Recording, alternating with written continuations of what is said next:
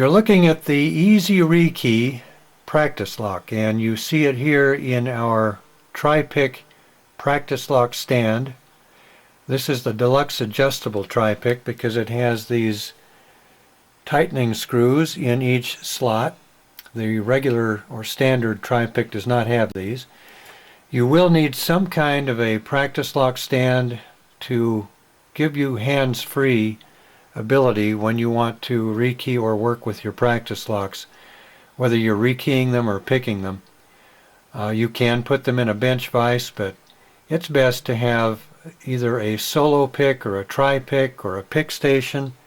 We even have a universal practice lock holder which will hold key and knob style practice locks, which is this type of a practice lock, or mortise cylinders. It will also hold cam locks, but right now I want to concentrate on the Easy ReKey practice lock and give you a good idea of how easy this is to rekey. It comes with a key. It's keyed up as a 6-pin practice lock, and in this case we have a quickset keyway. These are also available in Schlage keyway. First step is to remove the key. If you have already rekeyed this once, you won't have a working key to work with, so you won't have to worry about that step. But you want the keyway at the 12 o'clock position. You want to pull off the retainer, which has this little extender on it. And to pull it off without losing your springs, what you want to do is put your index finger over the top of the pin chamber. This is the pin chamber, and you want to pull backwards as you keep your finger in place. Pull it right out from under your finger. Now you're holding in the top springs with your finger, and I'll just slowly lift my finger off and show you. There's the top springs. Those are the things you don't want to lose, and that's why you keep your finger in place when you pull off the retainer. Now the next step is easily done. All you do is spill everything out onto your table. Now I've got a towel here because it prevents these things from rolling around and getting lost. When you dump them out, rotate your plug a little bit as you do so. That'll make sure that all of your pins and springs will fall onto the table, and you'll have an empty practice lock. You're now ready to start rekeying it. The first thing you want to do is sort out your parts, and you've got 6 of each. You've got 6 springs, 6 top pins, and 6 bottom pins. That's how the lock is shipped. You can key this lock up to be a 1-pin practice lock if you want. 1, 2, 3, 4, 5, all the way up to a 6-pin. And in addition, you can replace these standard top pins with the spool drivers, which we include with the kit. And I'll go into that a little later. What you're looking at here is a standard top pin, just to show you that it has the flat top and the flat bottom. And here you see 2 kinds of bottom pins. You may have one or the other, or you may have a combination of these.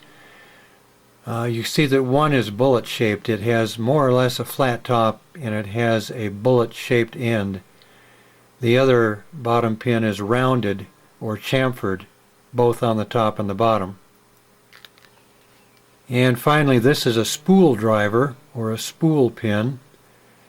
You'll get 6 of these in your kit, and what you do is you replace your standard top pins with spool pins when you want an extra challenge with lock picking, because these are used in commercial locks primarily to make the lock pick resistant.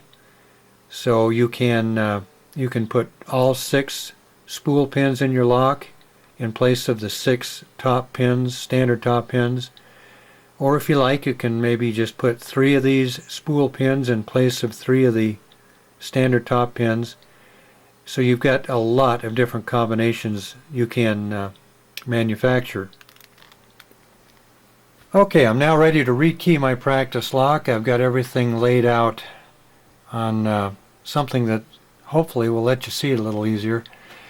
You start by making sure that you have your plug oriented in a 12 o'clock position. That's so that when you drop your pins in, particularly your bottom pins here, they'll go all the way down into the plug. So what I'm going to do now, turn it sideways to make it easier to see, hopefully. I'm going to drop in the bottom pins one at a time, beginning with the first position. Each position or station will receive a bottom pin, and I'm just kind of dropping these in random order. That's how we're repinning it. Make sure you scramble the bottom pins that came out of the original lock so that when you put them back in you don't end up with the same combination. You can also use the 10 assorted bottom pins that you will get with your kit. These are in addition to the 6 that are already in the plug, so you'll have 16 bottom pins. And with that many bottom pins you can create thousands, literally thousands of different combinations for your practice lock. The idea to repin it is simply to scramble the bottom pins in different combinations so that you have different sizes. That'll give you a different picking challenge every time. So now I've loaded the bottom pins. It's now time to load the top pins. So we just do this same way, one at a time. And because the top pins are all the same length, doesn't matter what order you put them in, they're all going to be the same. Again, kind of wiggle your lock plug, which is what this item is here that accepts the key. That's the plug.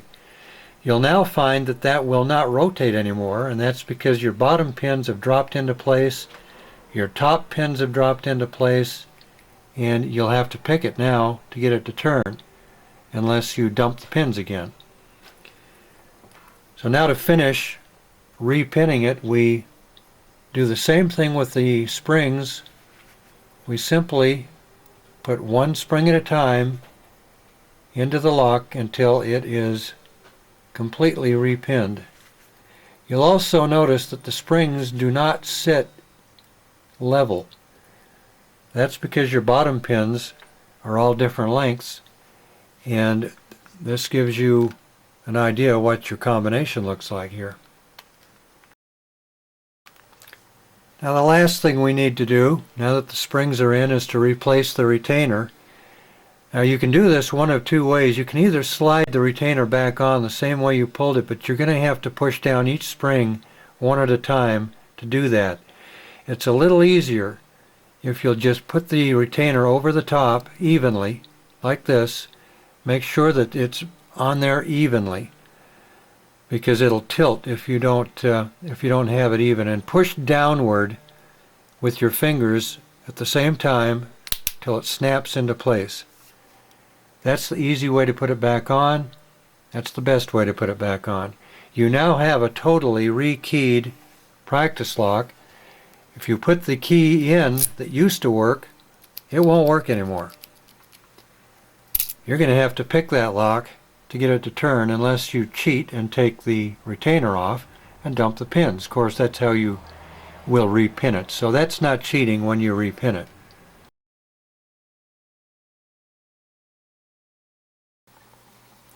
Now you're looking at an easy ReKey Cutaway practice lock. It is the same as the standard version, except that it's Cutaway.